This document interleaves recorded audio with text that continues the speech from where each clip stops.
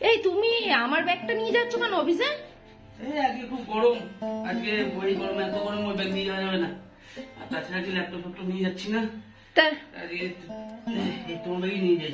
তাহলে তো তুমি আমার মেয়েদের ব্যাগ নিয়ে তুমি অফিসে যাবা? মেয়েদের ব্যাগ নিয়ে?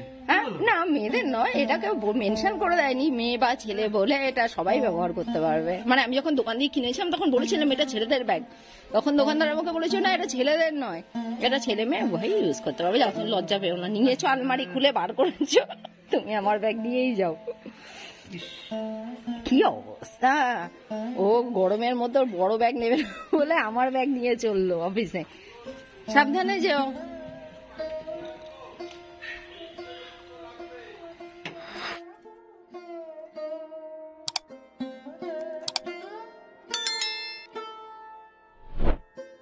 দেখতে পাচ্ছ রিমেল আসার জন্য পুরো প্রস্তুতি পর্ব নিয়ে নিয়েছে। রিমেল বলবো না রুমাল বলবো।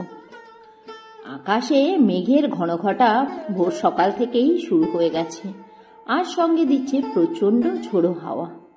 আমার ছাদের উপরে টব রয়েছে প্রচুর, আর যেহেতু আমার ছাদে জল ছাদ করা নেই, এই জন্য টবগুলোকে নিচে নিয়ে আসি। সামনে বর্ষা আসছে, আর না হলে ছাদটা ড্যাম পড়ে যাবে।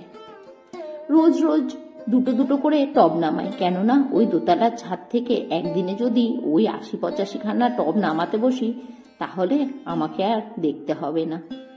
আমার বাড়িতে তো আর হেল্প করার মতো কেউ নেই, আমাকে একাই করতে হবে, তাই আমি কচ্ছপের গতিতে চলছি, রোজ একটু একটু করে কাজ করছি।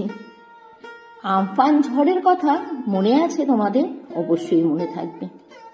আমার দেখা জীবনের সব থেকে বড় ঝড় ছিল আমফান ঝড়।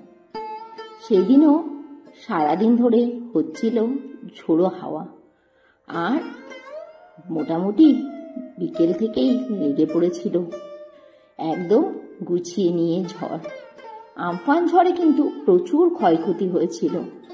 আমার বাড়িতে একটা সুপুরি গাছ পুরো ভেঙে গেছিল, আর ভেঙে পড়েছিল কোথায় জানো? আমার তখন ডিশ ছিল, মানে ডিশ অ্যান্টেনা, সেই ডিশ অ্যান্টেনার ওপরে। আর সিঁড়িঘরে তখন টিনের চাল ছিল, এমন হচ্ছিল যেন মনে হচ্ছিল টিন ছিঁড়ে বেরিয়ে যাবে। আর এই যে দেখতে পাচ্ছ, একটা বেজি মহাশয় চলে এসেছে আমাদের বাড়িতে। আর ভাবলাম ছোট্ট ভিডিও ক্লিপটা তোমাদের সাথেও শেয়ার করে দিই। আর এদিকে রান্নাবান্নার প্রিপারেশন করে নিয়েছি, চাল ভিজিয়েছি, অল্প করে মুসুরির ডাল করেছি, ছেঁচির শাক করবো, তার জন্য মাসি ছেঁচির শাক কেটে ধুয়ে গুছিয়ে দিয়েছে। আলু ভাজা করে নিয়েছি, এখানে কালকে ঝিঙে আলু পোস্ত ছিল, এটা গরম করেছি, ডিম সেদ্ধ করেছি। ছেলেটা আবার ধরেছে প্রচন্ড বায়না, খাবে চিলি চিকেন, তার জন্য চিলি চিকেনের পুরো প্রিপারেশন করে নিয়েছি। এই উনুনে করছি পটল ভাজা, দুটো উনুনে তাড়াতাড়ি করে রান্নাটা নিচ্ছি সেরে। সকালের খাবারে নিয়েছি আজকে কি জানো? পান্তা ভাত আর আলু ভাজা। যা প্রচন্ড গরম পড়েছে, পান্তা ভাতটা খেতে খুব ভালো লাগে। এখানে আমি, আমার ছেলে, মেয়ে তিনজনাই পান্তা ভাত খাবো। আমাদের তিনজনের জন্য রয়েছে ভাত। রিমাল আসার জন্য পুরোপুরি প্রস্তুতি পর্ব তুঙ্গে করে নিয়েছে। একদম অন্ধকার হয়ে গেছে, জানি না আমাদের এখানে কতটা কি হবে। তাড়াতাড়ি করে খাওয়াটা সারি, এতক্ষণ আবার লোডশেডিংও ছিল। দেখে নাও আজকে লাঞ্চে কি কি রয়েছে।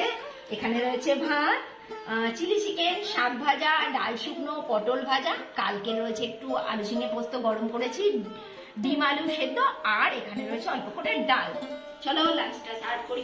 এখনো আমাদের এখানে ঝড় বৃষ্টি কিন্তু আসেনি, সকাল থেকেই ঝোড়ো হাওয়া দিচ্ছে, ভয়ে ভয়ে রয়েছি কখন যেন বিমানের তাণ্ডব শুরু হয়ে যায়। আর মনে একটা ভয় নিয়েই রাতের খাবার তৈরি করছি। রাতের জন্য করে নিলাম রুটি, এখনো হয়নি, কটা বাকি আছে, আর করবো বেগুন ভাজা। আর দুপুরে চিলি চিকেনটা রয়েছে, অনেকটাই রয়েছে। আমার তোমাদের দাদা ভাইয়ের খুব একটা ওই জিনিসটা খাওয়ার ইচ্ছা নেই, আমরা বেগুন ভাজা দিয়ে রুটি খাবো। বেগুন ভাজা রুটি কিন্তু আমার খুব ভালো লাগে খেতে।